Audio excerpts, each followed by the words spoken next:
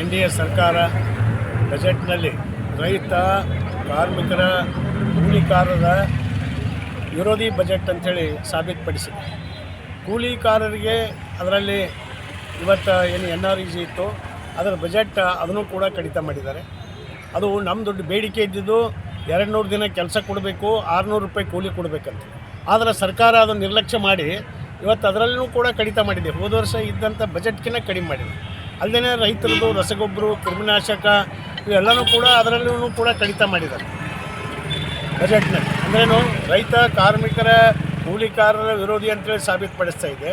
ಇನ್ನೂ ಒಂದು ಕಡೆ ಈ ಅಂಗನವಾಡಿ ಸಣ್ಣ ಮಕ್ಕಳಿಗೆ ಗ್ರಾಮೀಣ ಪ್ರದೇಶದಲ್ಲಿ ಅದೇನು ಅಭಿವೃದ್ಧಿ ಮಾಡಬೇಕಂತಿತ್ತು, ಅದ್ರ ಬದಲಾಗಿ ಅಂಗನವಾಡಿಗಳನ್ನು ಮುಚ್ಚುವ ಮತ್ತು ಬಜೆಟ್ ಕಡಿಮೆ ಮಾಡಿ ಒಳ್ಳೆಯ ಆಹಾರ ಸಪ್ಲೈ ಮಾಡತಕ್ಕಂಥ ಗರ್ಭಿಣಿಯರಿರ್ಬೋದು, ಪೌಷ್ಟಿಕ ಆಹಾರ ಸಿಗಲಾರ್ದಂತೆ ಇರುವ ಹಳ್ಳಿಗಳ ಮಕ್ಕಳಿಗೆ ಉತ್ತಮ ಆಹಾರ ಕೊಡಬೇಕಂತೇಳಿ ಅದರದ್ದಿಲ್ಲ. ಆ ಯೋಜನೆಗೆ ಅದಕ್ಕೂ ಕೂಡ ಬಜೆಟ್ ಕಡಿಮೆ ಮಾಡಿದ್ದಾರೆ. ಅದೇ ಗ್ರಾಮೀಣ ಪ್ರದೇಶದಲ್ಲಿ 3 ಕೋಟಿ ಮನೆಗಳು ನಾವು ನಿರ್ಮಾಣ ಮಾಡ್ತೇವೆ ಅಂತ ಹೇಳಿದರು. ಅದು ಹೇಳಿದವರು ಅದಕ್ಕಿಂತ ಈ ವರ್ಷ 300 ಕೋಟಿ ರೂಪಾಯಿ ಬಜೆಟ್ ಕಡಿಮೆ ಮಾಡಿಬಿಟ್ರೆ. ಇವರು ಹೋದ ವರ್ಷ 55,000 ಕೋಟಿ ಇದ್ರೆ ಈ ವರ್ಷ ಅದು 30 ಕೋಟಿ ರೂಪಾಯಿ ಬಜೆಟ್ ಕಡಿಮೆ ಮಾಡೋ ಮೂಲಕ ಗ್ರಾಮೀಣ ಪ್ರದೇಶದ ಅಭಿವೃದ್ಧಿನೂ ಕೂಡ ಕಡೆಗಣಿಸಿದರು. ಹೀಗಾಗಿ ಇವತ್ತು ಭೂ ಸುಧಾರಣೆ ಕಾನೂನು ಏನದಲ್ಲ, ಕಾರ್ಪೊರೇಟ್ ಕಂಪ್ನಿಗಳ ಪರವಾಗಿ ಮಾಡ್ತಾ ಇದ್ದಾರೆ.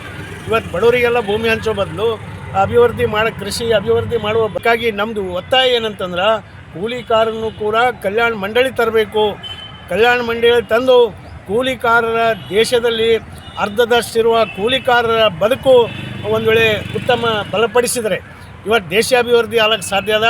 ಒಂದು ವೇಳೆ ಕೂಲಿಕಾರರ ಬದುಕು ಅಧೋಗತಿ ಆದಾಗ ದೇಶನೂ ಕೂಡ ಅಧೋಗತಿ ಕಡೆ ಹೊರಡ್ತದ. ಆದರೆ ಇವತ್ತು ಕೇಂದ್ರದ NDA ಸರ್ಕಾರ, BJP ಸರ್ಕಾರ ಇವತ್ತು ಬಜೆಟ್ನಲ್ಲಿ ಇವೆಲ್ಲವೂ ಕೂಡ ಶಿಕ್ಷಣ ಇರ್ಬೋದು, ಆರೋಗ್ಯ ಇರ್ಬೋದು, ಪ್ರತಿಯೊಂದು ಕೂಡ ಇವತ್ತು ಗ್ರಾಮೀಣ ಅಭಿವೃದ್ಧಿ ಕಡೆಗಣಿಸಿ ಇವತ್ತು ಬಜೆಟ್ ಮಂಡನೆ ಆಗ್ಯದ.